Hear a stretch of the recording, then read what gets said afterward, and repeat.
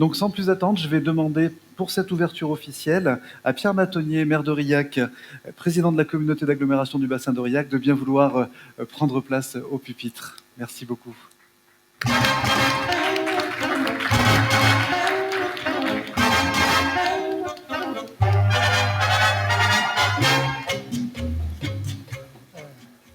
Merci. Donc, messieurs les ministres, messieurs les sénateurs, députés, monsieur le président du conseil départemental, monsieur le préfet, madame la sous-préfète, je crois, qui est là, et puis les uns et les autres, chacun a ses grades et qualités, eh bien, je vous souhaite la bienvenue à Aurillac, puisque la chance de la ville d'Aurillac, c'est d'avoir le salon ruralitique. Donc, merci à l'organisateur, Sébastien. Et puis, à vous d'être là, de visiter la ville d'Aurillac, un territoire à la campagne. Donc, c'est fort légitimement que les structures de la ville accueillent ce salon de ruralitique qui allie à la fois le numérique et le monde rural. Donc, la ville à la campagne d'Aurillac est heureuse de vous accueillir. C'est le défi de l'évolution du numérique et des services à la population aujourd'hui est un défi majeur. Pour les territoires, c'est un défi qui, déjà depuis 20 ans, je ne sais pas, c'est laquelle édition numéro 16. Donc, voilà. Donc, au moins depuis 16 ans dans le Cantal, c'est une problématique qui a perduré par le biais de ce salon. Mais au-delà de ça, c'est une problématique qui est évolutive avec la société et qui, aujourd'hui, a choisi pour thème la jeunesse. Et dans un département qui est âgé, qui perd un certain nombre de ses habitants, aujourd'hui, ce défi est un défi que, entre le conseil départemental et les Comcom, les communautés d'agglo, on a tous à cœur de relever. Et encore une fois, le défi du numérique, eh bien, ça fait partie de ces outils qui permettront de regarder l'avenir avec sérénité. Donc, pour la ville d'Aurillac et pour la communauté d'agglomération du bassin d'Aurillac, cette problématique des outils numériques et des NTIC était une problématique réelle avec un grand danger, c'est celui de la fracture numérique et particulièrement, en l'occurrence, que des jeunes puissent ne pas trouver à Aurillac, comme sur le territoire du Cantal, des solutions qu'ils pourraient avoir partout ailleurs. Donc la volonté des équipes municipales qui se sont succédées, puisque c'est un projet qui a été en 2019 pour l'espace public numérique, qui a été inauguré dans le cadre de Ruralitique, d'ailleurs, qui a été visité de Ruralitique 2019, visait à répondre à cette fracture numérique de nos territoires. Et aujourd'hui, on a des chiffres, on a des fréquentations, on sait que concrètement, il y a 250 personnes qui ont adhéré à l'espace public numérique et qui sont venues au minimum 5 fois sur cet espace-là.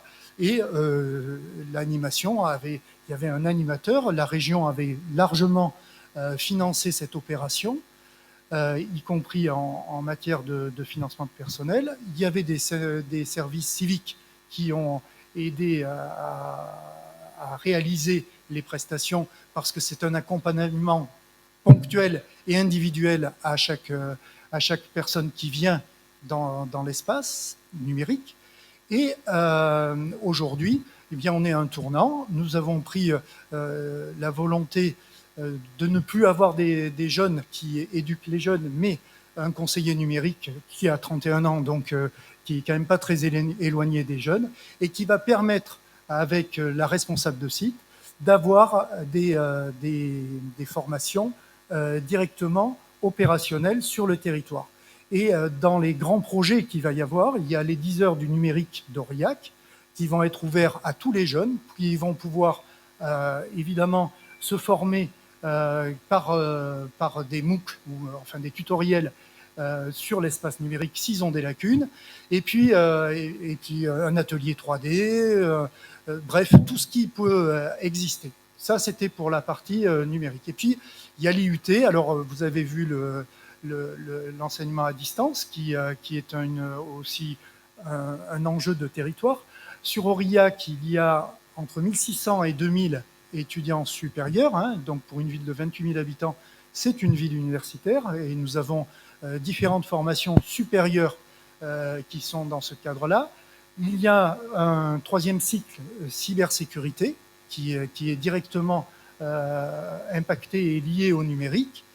Et donc, capter des jeunes pour nos entreprises, eh bien, c'est l'occasion, dans le cadre de stages, de trouver les jeunes qu'ils ont du mal à recruter après dans le cours de leur vie normale, hein, puisqu'on a un taux de chômage de 5%. Donc, c'est pas élevé, et quand on a des offres d'emploi, on a beaucoup d'offres d'emploi qui sont pas, auxquelles ce n'est pas répondu.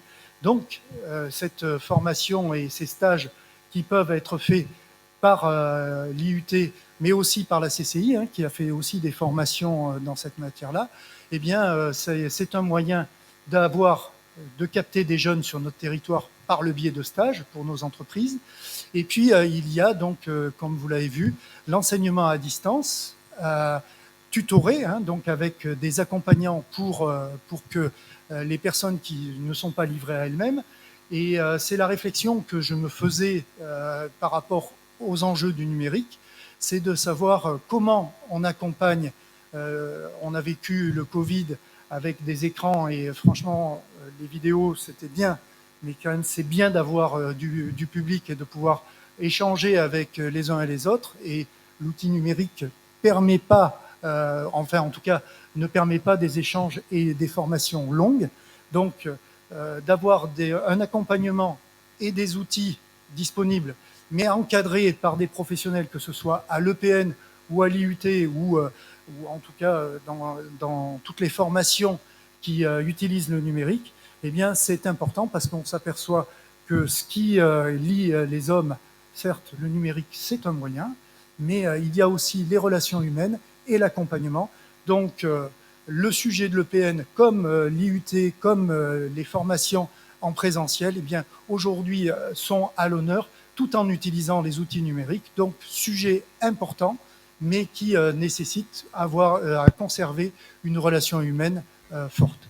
Voilà, donc bon séjour à Aurillac, et puis merci encore une fois à l'équipe de Ruralytic d'animer sur notre territoire et de mettre à l'honneur nos initiatives des uns et des autres pour faire école, mais aussi pour apprendre des autres expériences d'autres territoires.